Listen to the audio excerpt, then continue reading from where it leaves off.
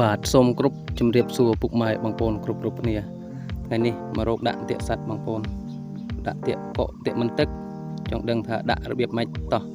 តាមដានទស្សនាវីដេអូជាមួយខ្ញុំទាំងអស់គ្នាបងប្អូន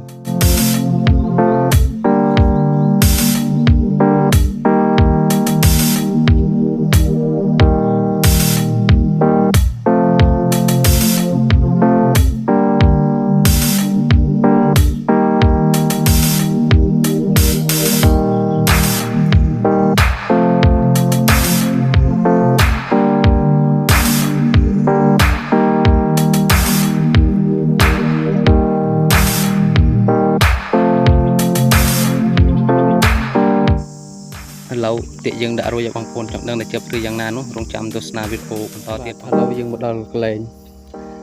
ដាក់ទាក់ឲ្យបងប្អូនតោះចង់ដឹងថាជប់ឬមិនជប់យ៉ាងណានោះ